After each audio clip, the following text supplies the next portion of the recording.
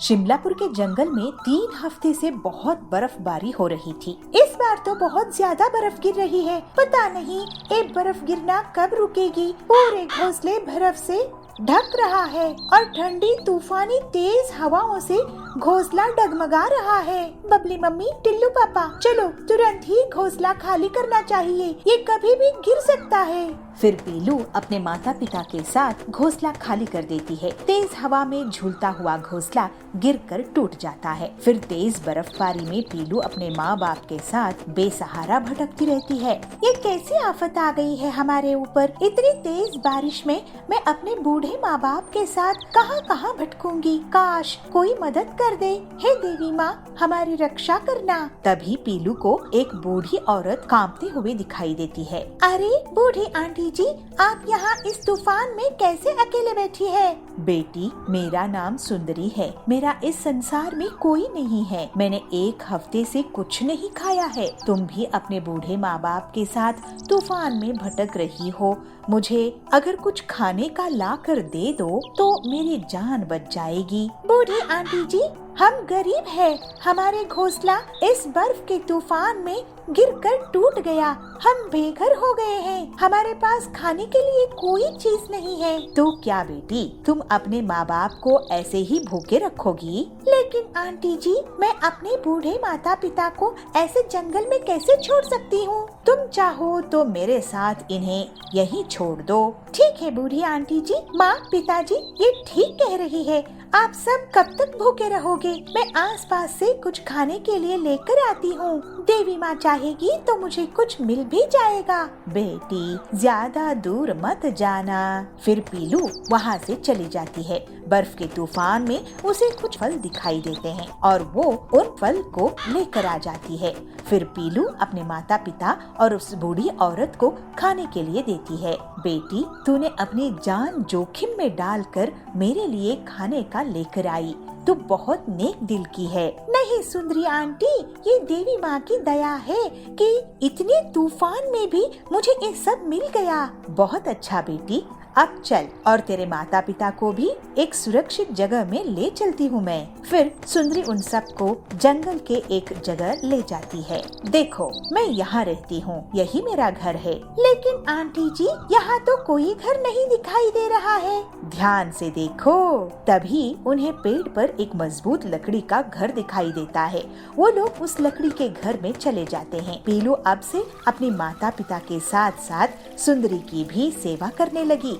बर्फ के तूफान में उसे कुछ न कुछ खाने के लिए मिल ही जाता था। उस पर दूसरे पक्षी हमला करते, लेकिन वो हमेशा बचकर निकल आती थी। ऐसे ही एक दिन, पीलू, मैं तुम्हारी सेवा से बहुत खुश हूँ। मैं देवी हूँ जिसकी तुम भक्त हो। तुमने मेरी बहुत अच्छे से सेवा की है। ये घर आज से तुम्हारा हुआ और तुम इसी तरह और नए घर बनाकर गरीबों की सेवा करो। तुम्हारी गरीबी हमेशा के लिए जा चुकी है अब। ऐसा कहकर वो देवी अंतर्ध्यान हो गई। माँ देवी के आशीर्वाद से हम सुखी रहेंगे। मैं और मेहनत करूँगी। ये तो चमत्कार है बेटी। माँ, मैं अब से इसी तरह की लकड़ी के सस्ते घर बनाकर बेचा करूँगी। इससे किसी को भी तूफान में बेघर नहीं रहना पड़ेगा। इससे गरीबों की मदद हो जाएगी। और थोड़े ही दिनों में पीलू लकड़ी के घर बनाकर बहुत अच्छे पैसे कमा लेती है। फिर पीलू इस तरह मेहनत के कारण पीलू अपना जीवन हंसी खुशी बिताने लगती है। एक गांव में पिंकी नाम की लड़की अपनी माँ बाप के साथ रहती थी। पिंकी बहुत सयानी थी। जो कुछ देखती थी उसको अपने पेंसिल से अपनी किताबों में चित्र बनाती थी। पिंकी की इस आदत को माँ बाप की प्रोत्साहन भी था। पिंकी कक्षा 2 में पढ़ती थी। एक दिन उसने अपनी किताब में रेलगाड़ी देखी। रेलगाड़ी तो बहुत लंबी होती है, उसको कहाँ पर चित्र बनाए, ये पिंकी की समस्या थी। पिंकी घर आई। माँ, मुझे रेलगाड़ी की चित्र बनाना है, मैं कहाँ बनाऊँ? अरे पिंकी, वो क्या बड़ी बात है, अपनी किताब में बनाओ। अरे माँ, आप तो इतना भी नहीं समझती हो, किताब तो छोटी पड़ेगी। अरे मुझे तंग मत करो, अपने पिताजी से जाके पूछो, मैं खाना पका रही हूँ ना। पिताजी, मैं रेलगाड़ी की चित्र बनाना चाहती हूँ, कहाँ बनाऊँ? पिंकी के पिता ऑफिस की हिसाब किताब कर रहे थे तो चिढ़ के बोलते हैं, अरे पिंकी बेटा, मुझे तंग मत करो, जाओ ना, अपनी स्कूल की कोई भी किताब में बना ले। अरे पापा, आपको इतना भी नहीं पता, किताब में रेलगाड़ी के चित्र नहीं बना सकते क्योंकि वो तो बहुत लंबी होती है। तो तभी वहाँ पे पिंकी की दादी बैठी थी। तो दादी को पिंकी की बात सुन के बहुत हंसी आती है और पिंकी को बुला के बोलती है, अरे पिंकी बेटा, इतनी क्यों चिंता कर रही है? ये भी कोई समस्या है? जाओ ना, स्कूल की दीवार पे बना दो। दादी की बात पिंकी को बहुत अच्छा लगता है और सोचती है दीवार तो इतनी लंबी इतनी चौड़ी होती है तो रेलगाड़ी तो समा ही जाएगी। तब पिंकी खा के अपना होमवर्क करके सो जाती है और सुबह पिताजी से कहती है, पिताजी पिताजी, आज ना मुझे कलर चॉकपीस की एक पूरी डब्बा चाहिए। पिताजी हंसते हुए बोलते हैं, अरे पिंकी बेटा, क्यों, तुम्हें आज स्कूल में बांटना है क्या? अरे पिताजी नहीं, मुझे रेलगाड़ी की चित्र बनानी है स्कूल की दीवार पर। दिला तो दूंगा, लेकिन घर तक कंप्लेंट नहीं आनी चाहिए, ठीक है? अरे चित्र बनाने से कोई कंप्लेंट करेंगे? बिल्कुल नहीं आएगी, आप चिंता मत करो। तो पिंकी के पापा उसको कलर पेंसिल की डब्बा दिला देते हैं। पिंकी कूदते नाचते स्कूल पहुंच जाती है। पिंकी अपनी रेलगाड़ी की पहली यात्रा याद करती है जो अपने पापा मम्मी के साथ उसने किया था।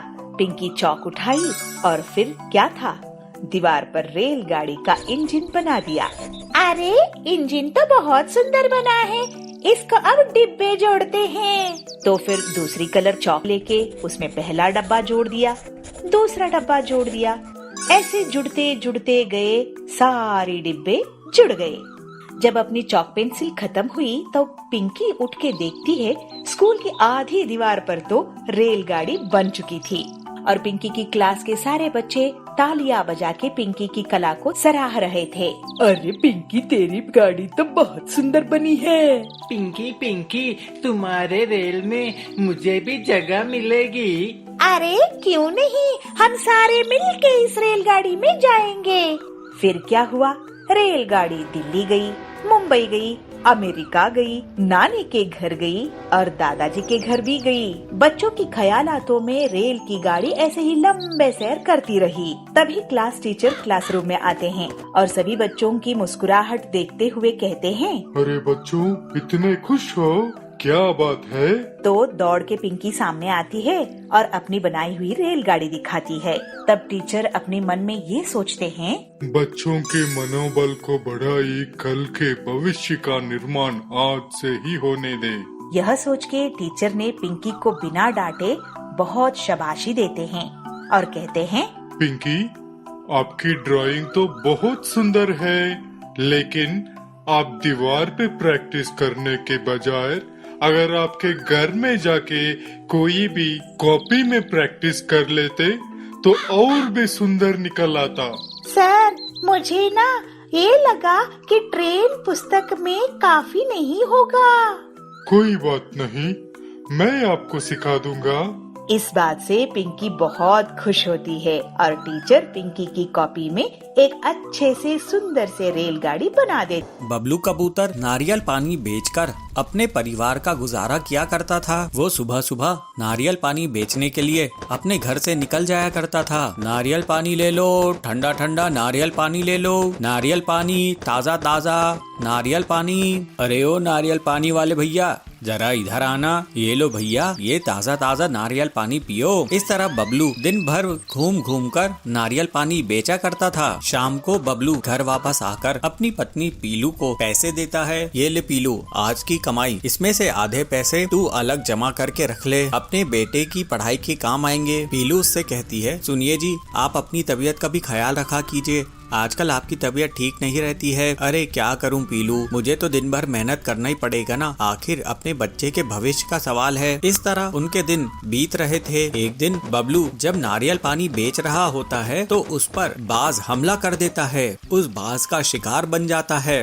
सुंदरी ये सब दूर बैठकर देख रही थी। सुंदरी पीलू के पास जाती है और उसे पूरी बात बताती है। पीलू बहुत दुख की बात है, बबलू बाज का शिकार बन गया। ये सुनकर पीलू जोर जोर से रोने लगती है। ये आप क्या कह रही हो सुंदरी काकी? उस बाज की आखिर मेरे पति से क्या दुश्मनी थी? कई दिनों तक पीलू बबलू की याद में दुखी रहती है। एक दिन उसका बेटा उसके पास आकर कहता है, माँ इतने दिन हो गए तुम सिर्फ रो रही हो, तुम कुछ खा पी भी नहीं रही हो। अगर तुम्हें कुछ हो गया तो जरा सोचो मेरा क्या होगा, इसलिए कुछ खा लो, अपने लिए नहीं तो मेरे लिए ही कुछ खा लो। इस तरह से पीलू चिड़िया अपनी जिंदगी की एक नई शुरुआत करती है। एक दिन पीलू अपने बेटे से कहती है, बेटा तू घर में ही रहना और थोड़ा अपना ख्याल रखना, मैं नारियल पानी बेचने के लिए जा रही हूँ। माँ मैं भी तुम्हारे साथ नारियल पानी बेचने के लिए चलूंगा, मैं तुम्हें अकेला नहीं जाने दे सकता। पीलू कहती है, नहीं बेटा मैं तुझे अपने साथ लेकर नहीं जा सकती। पीलू किसी तरह अपने बेटे को समझाती है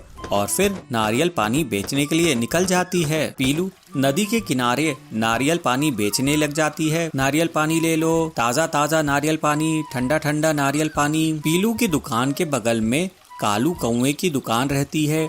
वो वहाँ पर कोल्ड ड्रिंक्स बेचा करता था। कालू उससे कहता है, अरे पीलू तू यहाँ पर क्या नारियल पानी बेच रही है? यहाँ पर मेरी कोल्ड ड्रिंक्स की दुकान है। आजकल जंगल के पक्षी कोल्ड ड्रिंक्स पीते हैं, तू कहीं और जाके अपनी दुकान लगा। पीलू कहती है, ठीक है कालू भैया, मैं कहीं और जाकर अपने नारियल पानी की दुकान लगाती हूँ। कालू सही कह रहा था। पीलू दिन भर बैठी रहती थी लेकिन उसका नारियल पानी नहीं बिकता था। इस तरह कई दिन बीत जाते हैं। ज्यादा कोल्ड ड्रिंक पीने के कारण सभी पक्षियों की तबीयत बिगड़ने लगती है। जंगल का डॉक्टर उन्हें कहता है, अरे जी आप लोग जो कोल्ड ड्रिंक पी रहे हैं उसी की वजह से आप लोगों की तबीयत इतनी खराब होती जा रही है। अगर आप लोगों को अपनी तबीयत ठीक रखनी है तो ये कोल्ड ड्रिंक बंद करके ताज़ा ताज़ा नारियल पानी पिया करो। पीलू चिड़िया अपने नारियलों के साथ उदास बैठी हुई थी। वो सोच रही थी कि अब आगे उसका क्या होगा। तभी वहाँ पर जंगल के सारे पक्षी आ जाते हैं। अरे पीलू चिड़िया, हम आज से तुम्हारे से ही नारियल पानी खरीद कर पिया करेंगे। हम आज से कोल्ड ड्रिंक बिल्कुल बंद कर देंगे। अब तुम हम सबको ये ताज़ा ताज़ा मीठा नारियल पानी दो और हाँ मलाई अलग से निकाल कर देना। पीलू कहती है, जी बिल्कुल मैं आप लोगों को ये स्वादिष्ट नारियल पानी दूंगी, इससे आप सबका स्वास्थ्य भी अच्छा रहेगा। इस तरह से पीलू और मेहनत करके ज्यादा से ज्यादा नारियल पानी बेचने लगती है और उससे उसकी बहुत बढ़िया कमाई हो जाती है। अब वो अपनी बेटी को अच्छा जीवन देती है। इस तरह पीलू अब खुशी खुशी रहने लगती है।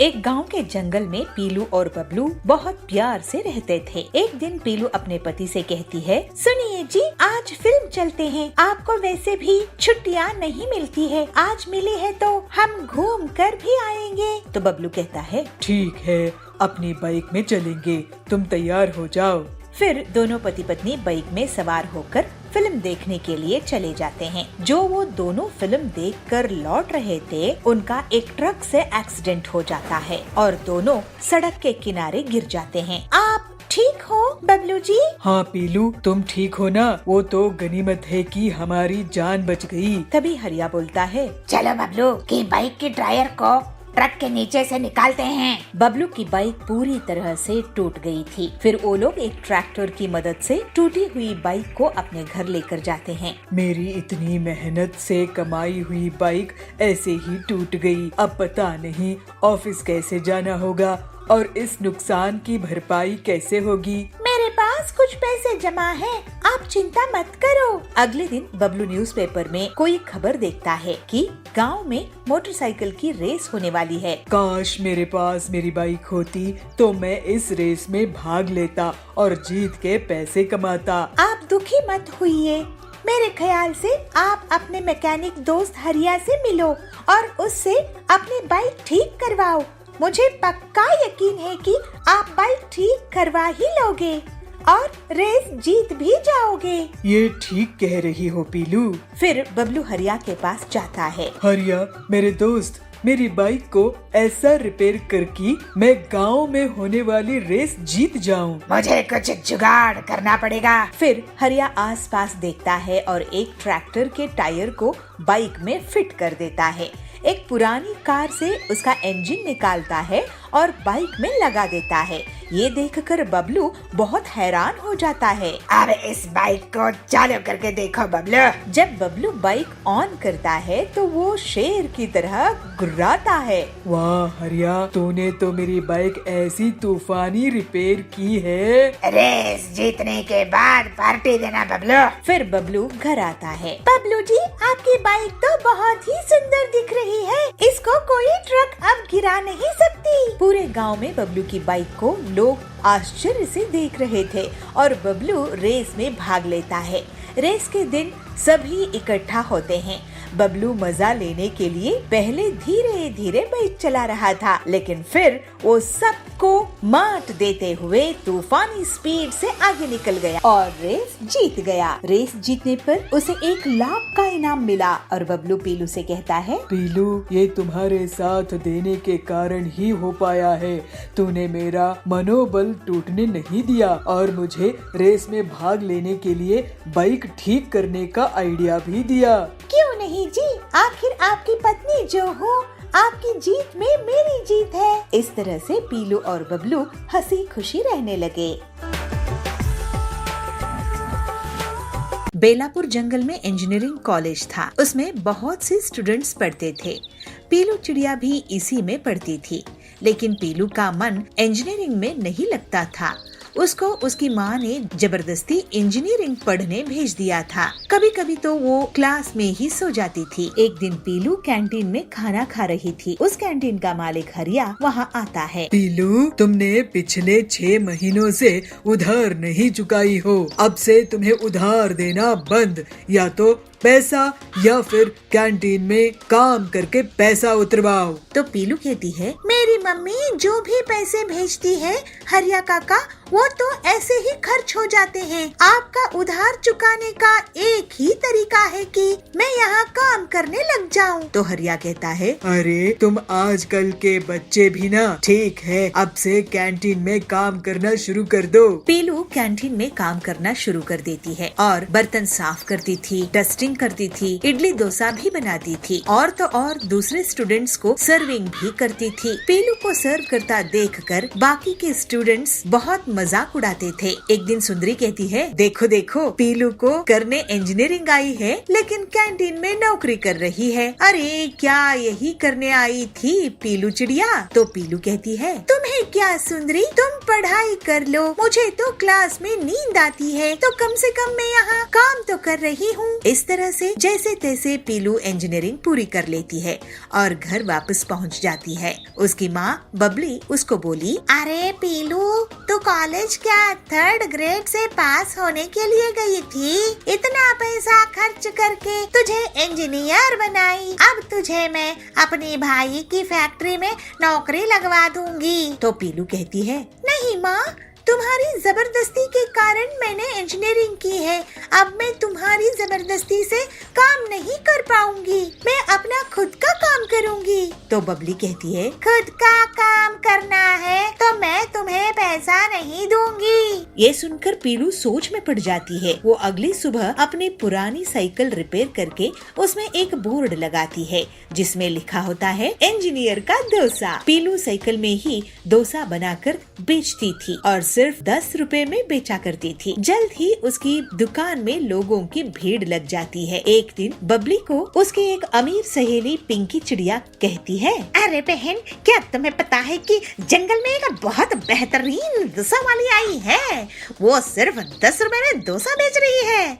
तो बबली कहती है, किसकी बात कर रही हो तुम? तो पिंकी चिड़िया कहती है, कोई है इंजीनियरिंग डोसा वाली। ये सुनकर बबली का सिर चकरा जाता है। ऐसे ही एक दिन पीलू के कॉलेज के स्टूडेंट्स और हरिया कैंटीन वाला उसकी दुकान में पहुंचते हैं और उसकी तारीफ करते हैं। पीलू, तुम तो वाकई में बहुत होनहार निकली, हम तो बस घिसी पिटी नौकरी कर रहे हैं और तुमने तो अपना कारोबार ही शुरू कर दिया है। मैं तुम्हारी हंसी उड़ाती थी, मुझे माफ कर दो। तो पीलू कहती है, अरे इसमें माफी की कोई बात नहीं है सुंदरी और हरिया अंकल, मेरे पास आपको देने के लिए पैसे नहीं रहते थे, लेकिन आपने मुझसे कभी बुरा व्यवहार नहीं किया, जिससे मैं आपसे सीखी हूँ। और यहाँ पर सस्ता डोसा बेचने का ये एक बहुत बड़ा कारण है। अगर जबरदस्ती से कोई पढ़ाई करे तो वो किसी काम की नहीं होती है। ये सब बबली एक तरफ खड़ी सुन रही थी और उसे अपनी बेटी पर बहुत गर्व होता है। बेटी, मैं तुझे कितना गलत समझती थी,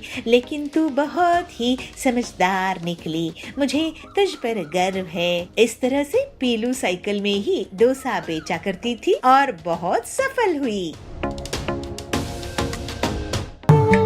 मूंगा गांव के जंगल में बबलू अपनी पत्नी पीलू के साथ रहता था। बबलू बहुत ही नेक दिल ईमानदार कबूतर था। बबलू एक बार बेकरी की दुकान खोलता है तो गांव के लोग उसे उधार में केक, ब्रेड वगैरह ले जाते थे और फिर उसको कभी भी पैसे वापस नहीं करते थे। इस वजह से उसे बेकरी बंद करनी पड़ गई। ऐसे ही एक दिन बबलू परेशान बैठा था, तब पीलू उसके पास आके बोलती है, क्या हुआ जी, आप परेशान क्यों हैं? तुम तो जानती ही हो ना पीलू कि मैं जो भी काम शुरू करता हूँ उसमें मेरा सिर्फ और सिर्फ नुकसान ही हो जाता है। मैं तो ये समझ ही नहीं पा रहा हूँ कि मेरा इतना नुकसान आखिर क्यों होता है। आपको नुकसान इसलिए होता है क्योंकि आप जरूरत से ज्यादा सीधे साधे हो। इन गांव वालों ने आपका बहुत फायदा उठाया है। आप उधार में चीजें देते गए, लेकिन ऐसा आगे से चलता रहा तो हमारे पास खाने के लिए भी पैसा नहीं बचेगा। तुम सही कह रही हो पीलू।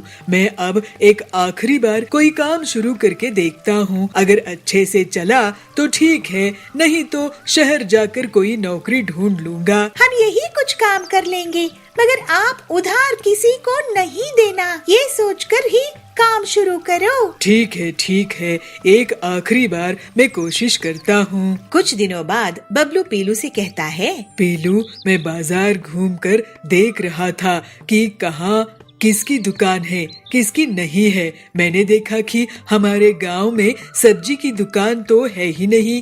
गांव वाले पड़ोस के गांव से सब्जियां खरीद रहे थे, इसलिए मैं सोच रहा हूँ कि मैं सब्जी की दुकान लगाऊंगा। ये तो सच में बहुत अच्छी आइडिया है। अब मैं अपनी आखिरी जमा पूंजी लगा रहा हूँ, इसको मैं बर्बाद होने नहीं दूंगा। फिर जल्द ही बबलू अपनी सब्जी की दुकान खोल लेता है। बबलू के बहुत बार कहने के बाद भी बहुत से गांव वाले अभी भी उससे बिना पैसे दिए सब्जी ले जाया करते थे।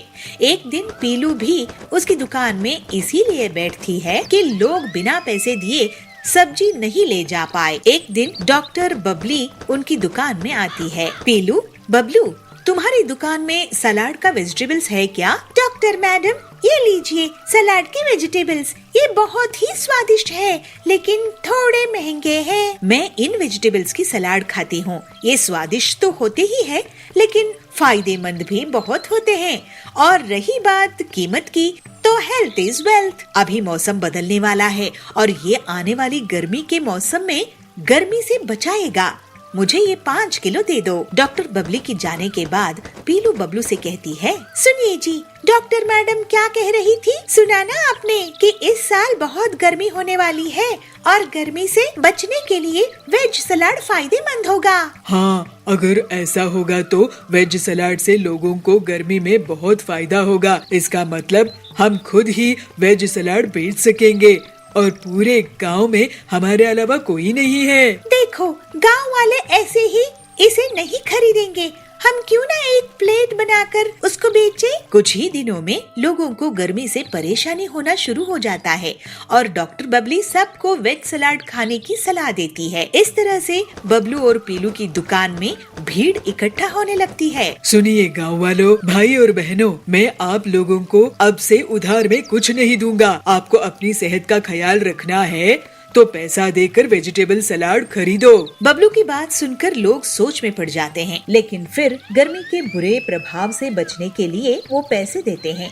इस तरह से लोगों की सेहत को भी नुकसान नहीं होता है और वो सब अब सबक ले लेते हैं कि कोई भी अच्छी चीज मुफ्त में नहीं मिलती है। फिर कुछ ही दिनों में बबलू और पीलू बहुत अमीर हो जाते हैं। इस तरह सभी खुशी खुशी रहने लगे। पूरे गांव में बबलू के बाइक ट्रैक्टर को लोग आश्चर्य से देख रहे थे और बबलू खेती करने लगता है। पीलू उस खेत में बीज बोने लगती है। लकड़ी गांव में पीलू नाम की गरीब चिड़िया रहती थी। उसको इंजीनियरिंग का काम देखना बहुत पसंद था। जब भी कोई अपना नया घर या दुकान बनाता था, पीलू उसे देर तक देखती थी। एक दिन हरिया कंस्ट्रक्टर उसको अपने पास बुलाता है और कहता है, पीलू चिड़िया, तुम्हें मैं बहुत दिनों से देख रहा हूँ। तुम हमेशा कंस्ट्रक्शन की जगह पहुँच जाती हो, क्यों? तुम्हें मजदूरी का काम चाहिए? हरिया काका, मैं गरीब हूँ, लेकिन मैं यहाँ मजदूरी के लिए नहीं आई हूँ। मुझे भी ऐसे ही घर बनाना है। अब मैं देख देख कर घर बनाना सीख गई हूँ। तुम गरीब लोग थोड़ी सी चीज क्या जान लेते हो, अपने आप को पता नहीं क्या समझने लगते हो। पता है ना, कंस्ट्रक्शन के सामान जैसे ईंट, सीमेंट, लोहे के रॉड्स कितने महंगे आते हैं। अब जाओ यहाँ से और आगे से कंस्ट्रक्शन साइट में दिखना नहीं। नाराज नहीं होइए हरिया काका, मैंने आपसे ही ये सब सीखी हूँ। आप एक दिन मुझ पर गर्व करेंगे। ऐसा कहकर पीलू अपने घर चली जाती है। उसके घर में बीमार पिता टिल्लू और बूढ़ी माँ बबली रहते थे। पीलू कहाँ चली गई थी? अरे कहीं मजदूरी कर, कुछ काम कर। घर की हालात कितनी खराब है। अभी कड़क सेठ आए थे और घर खाली करवाने की धमकी देकर गए हैं। अगर हमने उन्हें किराया नहीं दिया तो हम बेघर हो जाएंगे। माँ, तुम चिंता मत करो, मैं कुछ ना कुछ करती हूँ। फिर पीलू सोच में पड़ जाती है कि वो अपना घर कैसे बनाए, क्योंकि कंस्ट्रक्शन के सामान खरीदना उसकी हैसियत के बाहर था। मैं कंक्रीट के घर नहीं बनाऊंगी, मैं इको फ्रेंडली बैम्बू का घर बनाऊंगी। फिर पीलू जंगल में बैम्बू ढूंढने निकल जाती है और उसे एक जगह बहुत से बम्बू मिल जाते हैं। पीलू उन्हें काट कर एक खाली जगह इकट्ठा कर लेती है। इसके बाद पीलू एक एक बम्बू को जोड़ जोड़ कर एक घर तैयार करने लगती है और 2 ही दिनों में वो एक छोटा सा घर तैयार करने। फिर पीलू उस घर को हरिया काका को दिखाती है। हरिया काका, कैसा लगा आपको मेरा ये बम्बू का घर? पीलू, तुम तो बहुत ही तेज दिमाग की हो, लेकिन ये तुम घर बेचोगी किसको? काका, ये घर मैं अपने माता पिता के लिए बनाई हूँ। हमारे पास किराया देने के लिए पैसा नहीं है, हमें अपना किराए का घर खाली करना पड़ेगा। मैं तुम्हारा ये बम्बू का घर बिकवा दूंगा। तुम ऐसे ही और भी घर बनाओ, इससे तुम उधार खत्म कर सकोगी। नहीं तो एक घर बनाकर उसी में रहने से तुम्हें कुछ पैसे नहीं मिलेंगे। तुम्हारी जब कमाई ही नहीं होगी तो तुम आगे जीवन में क्या करोगी? हाँ काका, आप सही कह रहे हैं। आपकी मदद के लिए शुक्रिया। अब मैं और भी बम्बू के घर बनाऊंगी। फिर हरिया एक एक करके पीलू के बम्बू के घर बिकवा देता है, जिससे पीलू को बहुत पैसे मिल जाते हैं और वो कड़क सेठ का किराया खत्म कर देती है और अपने लिए एक सुंदर सा बड़ा सा बम्बू हाउस बना लेती है। अब हरिया और पीलू बम्बू के घर का बिजनेस करने लगते हैं। ऐसे पीलू अपनी मेहनत के दम पर अपने परिवार के साथ खुशी खुशी रहने लगती है। मूंगा गांव के जंगल में बबलू अपनी पत्नी पीलू के साथ रहता था। बबलू बहुत ही नेक दिल ईमानदार कबूतर था। बबलू एक बार बेकरी की दुकान खोलता है तो गांव के लोग उसे उधार में केक, ब्रेड वगैरह ले जाते थे और फिर उसको कभी भी पैसे वापस नहीं करते थे। इस वजह से उसे बेकरी बंद करनी पड़ गई। ऐसे ही एक दिन बबलू परेशान बैठा था, तब पीलू उसके पास आके बोलती है, क्या हुआ जी, आप परेशान क्यों हैं? तुम तो जानती ही हो ना पीलू कि मैं जो भी काम शुरू करता हूँ उसमें मेरा सिर्फ और सिर्फ नुकसान ही हो जाता है। मैं तो ये समझ ही नहीं पा रहा हूँ कि मेरा इतना नुकसान आखिर क्यों होता है। आपको नुकसान इसलिए होता है क्योंकि आप जरूरत से ज्यादा सीधे साधे हो। इन गांव वालों ने आपका बहुत फायदा उठाया है। आप उधार में चीजें देते गए, लेकिन ऐसा आगे से चलता रहा तो हमारे पास खाने के लिए भी पैसा नहीं बचेगा। तुम सही कह रही हो पीलू। मैं अब एक आखिरी बार कोई काम शुरू करके देखता हूँ। अगर अच्छे से चला तो ठीक है, नहीं तो शहर जाकर कोई नौकरी ढूंढ लूंगा। हम यही कुछ काम कर लेंगे, मगर आप उधार किसी को नहीं देना, ये सोचकर ही काम शुरू करो। ठीक है, एक आखिरी बार मैं कोशिश करता हूँ। कुछ दिनों बाद बबलू पीलू से कहता है, पीलू, मैं बाजार घूमकर देख रहा था कि कहाँ किसकी दुकान है, किसकी नहीं है। मैंने देखा कि हमारे गांव में सब्जी की दुकान तो है ही नहीं। गांव वाले पड़ोस के गांव से सब्जियां खरीद रहे थे, इसलिए मैं सोच रहा हूँ कि मैं सब्जी की दुकान लगाऊंगा। ये तो सच में बहुत अच्छी आइडिया है। अब मैं अपनी आखिरी जमा पूंजी लगा रहा हूँ, इसको मैं बर्बाद होने नहीं दूंगा। फिर जल्द ही बबलू अपनी सब्जी की दुकान खोल लेता है। बबलू के बहुत बार कहने के बाद भी बहुत से गांव वाले अभी भी उससे बिना पैसे दिए सब्जी ले जाया करते थे।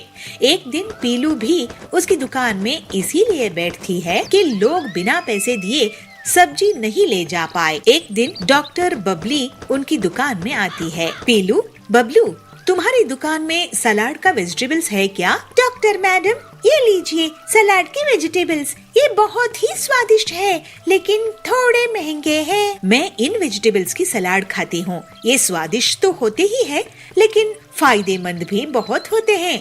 और रही बात कीमत की, तो हेल्थ इज वेल्थ। अभी मौसम बदलने वाला है और ये आने वाली गर्मी के मौसम में गर्मी से बचाएगा। मुझे ये 5 किलो दे दो। डॉक्टर बबली की जाने के बाद पीलू बबलू से कहती है, सुनिए जी, डॉक्टर मैडम क्या कह रही थी? सुना ना आपने कि इस साल बहुत गर्मी होने वाली है और गर्मी से बचने के लिए वेज सलाद फायदेमंद होगा। हाँ, अगर ऐसा होगा तो वेज सलाद से लोगों को गर्मी में बहुत फायदा होगा। इसका मतलब हम खुद ही वेज सलाद बेच सकेंगे और पूरे गांव में हमारे अलावा कोई नहीं है। देखो, गांव वाले ऐसे ही इसे नहीं खरीदेंगे। हम क्यों ना एक प्लेट बनाकर उसको बेचें? कुछ ही दिनों में लोगों को गर्मी से परेशानी होना शुरू हो जाता है और डॉक्टर बबली सबको वेज सलाद खाने की सलाह देती है। इस तरह से बबलू और पीलू की दुकान में भीड़ इकट्ठा होने लगती है। सुनिए गांव वालों, भाई और बहनों, मैं आप लोगों को अब से उधार में कुछ नहीं दूंगा। आपको अपनी सेहत का ख्याल रखना है तो पैसा देकर वेजिटेबल सलाद खरीदो। बबलू की बात सुनकर लोग सोच में पड़ जाते हैं, लेकिन फिर गर्मी के बुरे प्रभाव से बचने के लिए वो पैसे देते हैं। इस तरह से लोगों की सेहत को भी नुकसान नहीं होता है और वो सब अब सबक ले लेते हैं कि कोई भी अच्छी चीज मुफ्त में नहीं मिलती है। फिर कुछ ही दिनों में बबलू और पीलू बहुत अमीर हो जाते हैं। इस तरह सभी खुशी खुशी रहने लगे।